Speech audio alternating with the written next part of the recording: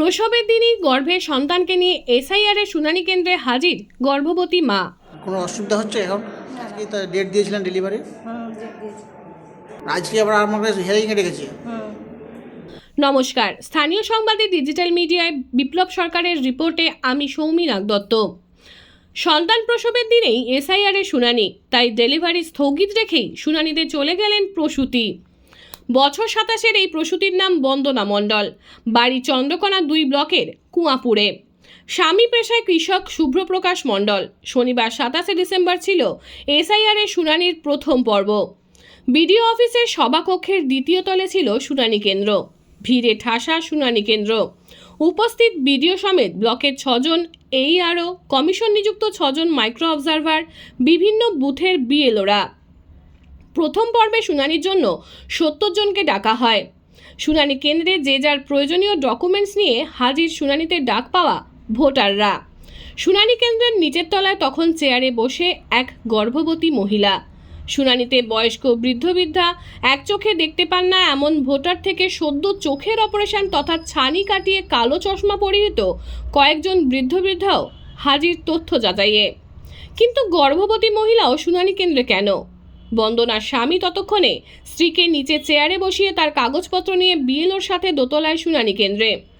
Commission তো এদের জন্য স্পেশাল ব্যবস্থা করেছে, এদের শুনানি কেন্দ্রে নয় বাড়িতে গিয়েই করতে হবে শুনানি, এমনই গাইডলাইন রয়েছে কমিশনের। খোঁজ নিয়ে জানা যায়, কুয়াপুরে শ্বশুরবাড়ি হলেও গর্ভবতী বন্দনার বাপের বাড়ি চন্দ্রকোনার জয়ন্তীপুরে।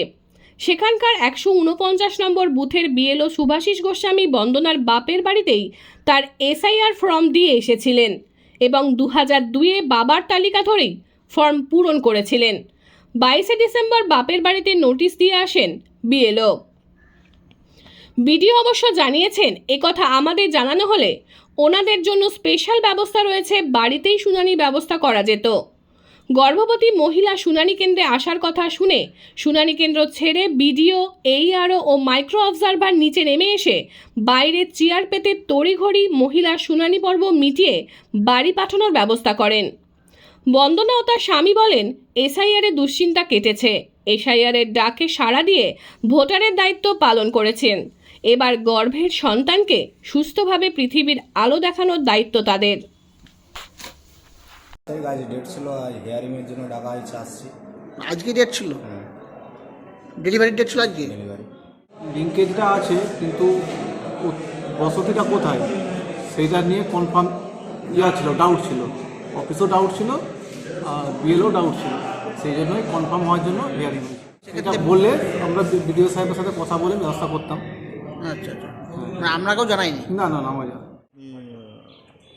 গর্ভবতী মা উনি 1-2 দিনের মধ্যেই ওনার বোধহয় ডেলিভারি হবে আর কি। তাই ওনার যাতে কষ্ট না হয়, তাই জন্য আমরা ওনার কাছে এসেই হিয়ারিংটা নিলাম। না, আর মূলত কিছুর জন্য আসছে, ডাকা হয়, নোটিশ করা হয়েছিল এটা? হ্যাঁ, ওনাকে ম্যাপিংয়ে, সেল ম্যাপিংয়ে আমাকে পাওয়া যায়নি বা প্রয়োজনী ম্যাপিংয়ে পাওয়া যায়নি ওনার, তাই জন্য নো ম্যাপিং হয়েছে। রিকোয়ার্ড ডকুমেন্ট উনি সাবমিট করেছেন, যা যা ডকুমেন্ট সাবমিট করেছেন আমরা ইলেকশন কমিশনের যা নির্দেশিকা আছে সেই নির্দেশিকা মেনে আমরা ওটা ডিইওর কাছে ফরওয়ার্ড করব। ওনার যাতে কষ্ট না হয় তাই জন্য আমরা ওনার কাছে এসেই ওনার হিয়ারিংটা নিয়ে নিলাম। ওনার স্বামী যেটা বলছেন যে আজকে নাকি ডাক্তারবাবু বলেছেন যে সম্ভাব্য ডেলিভারি ডেট আজকে দিয়েছিলেন। হ্যাঁ হ্যাঁ, তার জন্যই আমরা উনি এখনই এসেছেন, আমরা সঙ্গে সঙ্গে ওনাকে ছেড়ে দিলাম। ওরা বসিয়ে রাখার নেই? না, যাতে ওনার কোনো প্রবলেম না হয়। ঠিক।